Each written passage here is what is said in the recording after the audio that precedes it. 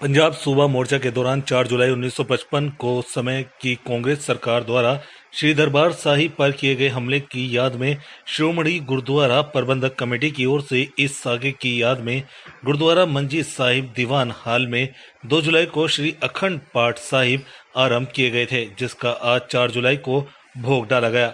श्रोमणी committee के मुख्य सचिव सुरजीत सिंह बीटेवड़ ने पत्रकारों से बातचीत करते हुए बताया कि जून 1984 में भारत की कांग्रेस सरकार द्वारा सचखंड श्री हरमिंदर साहिब और श्री अकाल तख्त साहिब पर सैन्य हमले से पहले पंजाबी सूबा मोर्चा को दबाने के लिए इस पावन स्थान पर हमला किया गया था। यह हमला 3 से 4 जुलाई 1955 की रात को हुआ था।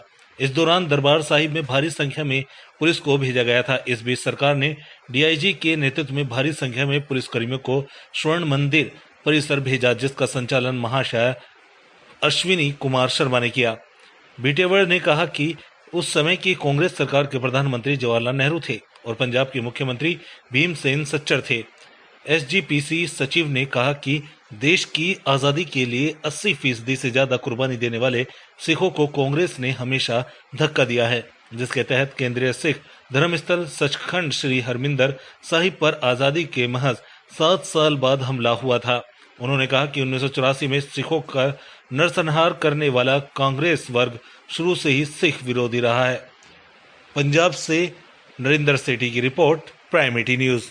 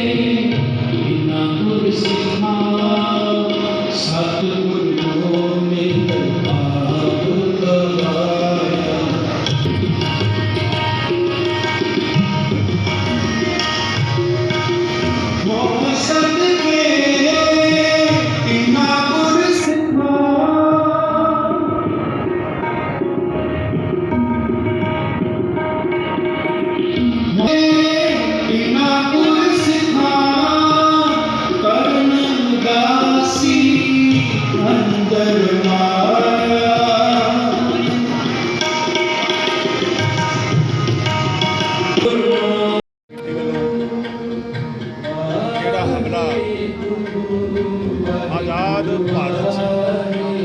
भारत की सरकार ने जवाहरलाल नेहरू ने 4 जुलाई 1955 को बनाया सी। उन्होंने शहीदों को श्रद्धांजलि भेंट कर ली, उन्होंने शहादतों को याद कर ली।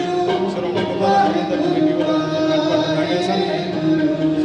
उस वास्ते अज असीं संगत बैठी है।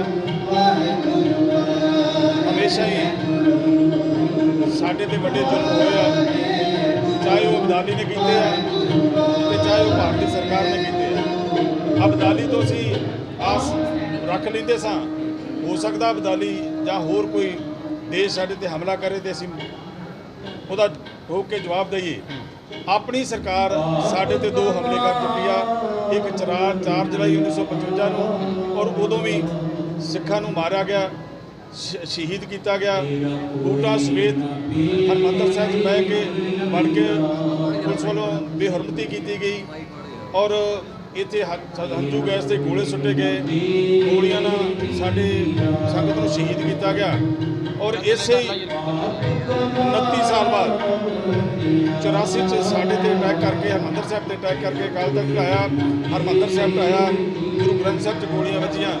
सो ये बड़े जोड़े सही समझते हैं बड़े घल्लू घारे ने और इस घल्लू घारा को याद करने वास्ते हमेशा श्रोमणी गुरुद्वारा प्रबंधक कमेटी ये याद ताज़ा करती है।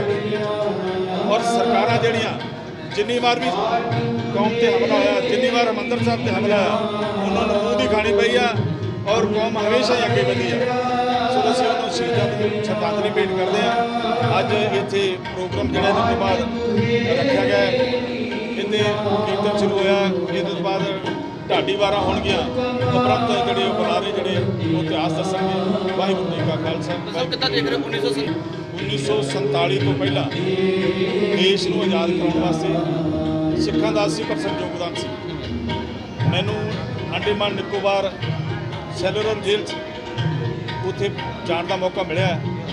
मैं उत्थे सारी वेख के मैनू श्रोमणी गुरुद्वारा प्रबंधक कमेटी 1917 गया 2017 ਚ ਔਰ ਉੱਥੇ ਜਾ ਕੇ ਵੇਖ ਕੇ ਆਇਆ ਕਿ ਬਹੁਤ ਜ਼ਿਆਦਾ ਸਿੱਖ ਇਹਨਾਂ ਤੇ ਵੱਡਾ ਤਸ਼ੱਦਦ ਹੋਇਆ। ਉਹ ਆਜ਼ਾਦੀ ਵਾਸਤੇ ਉੱਥੇ ਲੜਿਆ। ਸਾਡੇ ਇੱਥੇ ਆਜ਼ਾਦੀ ਵਾਸਤੇ ਸਿੱਖ ਸ਼ਹੀਦ ਹੋਇਆ, ਸ਼ਹੀਦ ਭਗਤ ਸਿੰਘ ਜੀ, ਸ਼ਹੀਦ ਊਧਮ ਸਿੰਘ ਜੀ, ਔਰ ਇਹ ਬਹੁਤ ਜ਼ਿਆਦਾ ਸਿੱਖ ਸ਼ਹੀਦ ਹੋਇਆ। 80% ਕੁਰਬਾਨੀਆਂ ਦੇਸ਼ ਨੇ ਦਿੱਤੀਆਂ ਤੇ ਦੇਸ਼ ਨੂੰ ਇਸ ਵਾਸਤੇ ਆਜ਼ਾਦ ਕਰਾਇਆ ਸੀ ਕਿ ਅਸੀਂ ਦੇਸ਼ ਦੀ ਆਜ਼ਾਦੀ ਦਾ ਨਿੱਘ ਮਾਣ ਸਕੀਏ, ਅਸੀਂ ਇੱਥੇ ਆਪਣੇ ਪਰਿਵਾਰਾਂ ਨੂੰ ਵਧੀਆ ਪਾਲ ਸਕੀਏ, ਆਪਣੇ ਪਸਾਰ ਕਰ ਸਕੀਏ, ਸਿੱਖੀ ਵਧੇ ਬੋਲੇ। ਅੱਜ ਸਾਡੀਆਂ ਦੂਜੀਆਂ, ਮੈਂ ਅੱਜ ਸਵੇਰੇ ਸੁਣ ਰਿਹਾ ਸੀ ਇੱਕ ਮਹਾਂਪੁਰਖ ਕਹਿ ਰਿਹਾ ਸੀ ਕਿ ਗੁਰੂ ਗੋਬਿੰਦ ਸਿੰਘ ਜੀ ਨੇ ਜਿੰਨੀਆਂ ਲੜਾਈਆਂ ਲੜੀਆਂ ਉਹ ਜਿੱਤੀਆਂ, ਭਾਵੇਂ ਲੋਕ ਉਦੋਂ ਸਮਝਦੇ ਵੀ ਹਾਰ ਗਏ ਆ, ਇਹ ਛੱਡ ਗਏ ਆ, ਉਹ ਲੜਾਈਆਂ ਜਿਹੜੀਆਂ ਲੜੀਆਂ ਅੱਜ ਇਹ ਕੌਮ ਜਿਹੜੀ ਆ ਦੁਨੀਆ ਦੇ ਕੋਨੇ-ਕੋਨੇ ਤੱਕ ਹਰ ਥਾਂ ਸ੍ਰੀ ਗੁਰੂ ਗ੍ਰੰਥ ਸਾਹਿਬ ਜੀ ਨੂੰ ਯਾਦ ਕੀਤਾ ਜਾਂਦਾ, ਉਹਨਾਂ ਦਾ ਨਾਂ ਲਿਆ ਜਾਂਦਾ, ਗੁਰੂ ਗੋਬਿੰਦ ਸਿੰਘ ਜੀ ਦਾ ਨਾਮ ਲਿਆ ਜਾਂਦਾ। ਸਿੱਖਾਂ ਦੀ ਗੱਲ ਹੁੰਦੀ ਹੈ, ਉਹ ਸਿੱਖ 4 ਸਵੇਰੇ ਸੇਵਾ ਕਰਦੇ ਆ ਔਰ ਜੇ ਇੰਨੀ ਸੇਵਾ ਕਰਨ ਦੇ ਬਾਵਜੂਦ ਆਪਣੇ ਦੇਸ਼ ਵਾਲੇ ਸਾਡੇ ਬਾਹਰਲੇ ਦੇਸ਼ ਸਾਡੀ ਧਾਕ ਮੰਨਦੇ ਆ, ਉਹ ਕੌਮ ਨੂੰ ਦਲੇਰ ਮੰਨਦੇ ਆ ਤੇ ਜਿਹੜੇ ਸਾਡੇ ਵਾਲੇ ਆ ਉਹ ਸਾਡੇ ਤੇ ਹਮਲਾ ਕਰਕੇ ਸਾਨੂੰ ਦਬਾਉਣ ਦੀ ਕੋਸ਼ਿਸ਼ ਕਰਦੇ, ਪਰ ਉਹਨਾਂ ਦੇ ਇਹ ਗੱਲਾਂ ਸਫਲ ਨਹੀਂ ਹੋਣੀਆਂ। ਇਹਨਾਂ ਦੇ ਜਵਾਬ ਉਹਨਾਂ ਨੂੰ ਦਿੱਤੇ ਜਾਣਗੇ। ਉਦੋਂ ਵੀ ਕਾਂਗਰਸ ਸਰਕਾਰੀ ਹੁਣ ਕਾਂਗਰਸ ਸਰਕਾਰ ਹੁਣ ਬੇਅਦਬੀ ਕਾਫੀ ਹੋ ਰਹੀ ਹੈ ਕਾਂਗਰਸ ਸਰਕਾਰ ਦੇ ਵਿੱਚ। ਅਸੀਂ ਪਤਾ ਨਹੀਂ ਲੋਕਾਂ ਨੂੰ ਕੀ ਗੱਲ ਹੋ ਗਈ ਆ। ਗੁਰੂ ਗ੍ਰੰਥ ਸਾਹਿਬ ਸਾਡੇ ਗੁਰੂ ਨੇ ਔਰ ਇਸ ਗੁਰੂ ਗ੍ਰੰਥ ਸਾਹਿਬ ਤੋਂ ਅਸੀਂ ਲਾਈਨ ਲੈ ਕੇ ਇਹਨਾਂ ਤੋਂ ਵਿਚਾਰ ਲੈ ਕੇ ਅਸੀਂ ਵਿਚਰਦੇ ਹਾਂ ਔਰ ਦੁਨੀਆ ਦੇ ਕੋਨੇ-ਕੋਨੇ ਤੱਕ ਪਹੁੰਚਣ ਦਾ ਸਾਡੇ ਗੁਰੂ ਸਾਹਿਬਾਨਾਂ ਦਾ ਇਹ ਜਿਹੜੇ ਸਾਡੇ ਗੁਰੂ ਗੋਬਿੰਦ ਸਿੰਘ ਜੀ, ਗੁਰੂ ਨਾਨਕ ਦੇਵ ਜੀ ਤੋਂ ਲੱਗ ਕੇ 10 ਜੋਤ ਜਿਹੜੀਆਂ ਹੋਈਆਂ ਨੇ ਉਹਨਾਂ ਨੂੰ ਸਾਨੂੰ ਵਧੀਆ ਹਦਾਇਤਾਂ ਦਿੱਤੀਆਂ। ਗੁਰੂ ਗ੍ਰੰਥ ਸਾਹਿਬ ਜੀ ਤੋਂ ਸਾਨੂੰ ਸ਼ਬਦ ਮਿਲਦਾ ਹੈ। ਪਤਾ ਨਹੀਂ ਲੋਕਾਂ ਨੂੰ ਕੀ ਗੱਲ ਹੋਈ ਹੈ ਕਿ ਇਸ ਗੱਲ 'ਚ, ਪਰ ਸਾਡੇ ਕੁਝ ਜਥੇਬੰਦੀਆਂ, ਸਾਡੇ ਕੁਝ ਜਿਹੜੇ ਸਾਡੇ ਵਿਚਾਰਾਂ ਦੇ ਉਲਟ ਨੇ ਉਹ ਸਾਨੂੰ ਇਸ ਗੱਲ ਨੂੰ ਮਾਰਨਾ ਚਾਹੁੰਦੇ ਨੇ। ਪਰ ਅਸੀਂ ਸਰਕਾਰਾਂ ਨੂੰ ਬੇਨਤੀ ਕਰਦੇ ਹਾਂ ਕਿ ਜਿਹੜੇ ਇਹਨਾਂ ਤੇ ਠੋਕੇ ਪਰਚੇ ਕੀਤੇ ਜਾਣ, ਇਹਨਾਂ ਦੇ 302 ਦੇ ਅਧੀਨ ਇਹਨਾਂ ਨੂੰ ਸਜ਼ਾ ਹੋਣੀ ਚਾਹੀਦੀ ਆ ਜਿਹੜੇ ਗੁਰੂ ਗ੍ਰੰਥ ਸਾਹਿਬ ਦੀ ਬੇਅਦਬੀ ਕਰਦੇ ਆ। ਅਸੀਂ ਕੋਸ਼ਿਸ਼ ਕਰਦੇ ਹਾਂ ਕਿ ਸਿੰਘ ਸਾਹਿਬ ਨੂੰ ਬੇਨਤੀ ਕਰਾਂਗੇ ਕਿ ਇੱਕ ਵੱਡਾ ਬਿਆਨ ਦੇ ਕੇ ਇਸ ਗੱਲ ਦਾ ਕਿ ਇਹਦੇ ਵਾਸਤੇ ਕੋਈ ਨਵਾਂ ਕਾਨੂੰਨ ਬਣ ਜਾਵੇ, ਨਵਾਂ ਕਾਨੂੰਨ ਬਣ ਕੇ ਇਹ ਲੋਕਾਂ ਨੂੰ ਚੰਗੀਆਂ ਸੇਵਾਵਾਂ ਮਿਲਣ ਤਾਂ ਕਿ ਗੱਲ ਰੁਕ ਸਕੇ। ਇਹ ਬਹੁਤ ਮਾੜੀ ਗੱਲ ਹੈ ਜਿਹੜੀ ਗੁਰੂ ਸਾਹਿਬ ਦੀ ਬੇਅਦਬੀ। ਲੰਬੇ ਸਮੇਂ ਤੋਂ ਕਿਸਾਨ ਦਿੱਲੀ ਦੇ ਸਰਹੱਦਾਂ ਉੱਤੇ ਬੈਠੇ ਹੋਏ ਨੇ, ਕਾਫੀ ਜ਼ੁਲਮ ਹੋ ਰਹੇ ਨੇ, 500 ਤੋਂ ਉੱਪਰ ਕਿਸਾਨ ਸ਼ਹੀਦ ਹੋ ਗਏ ਨੇ, ਪਰ ਸਰਕਾਰਾਂ ਦਾ ਰਵੱਈਆ ਨਹੀਂ ਚੇਂਜ ਹੋ ਰਿਹਾ। ਸਰਕਾਰਾਂ ਦੀ ਪ੍ਰਵਿਰਤੀ ਬਣੀ ਆ ਔਰ ਇਹ ਸਰਕਾਰਾਂ ਹਮੇਸ਼ਾ ਕੋਈ ਸਰਕਾਰ ਆਉਂਦੀ ਹੈ, ਸਰਕਾਰਾਂ ਇਸੇ ਤਰ੍ਹਾਂ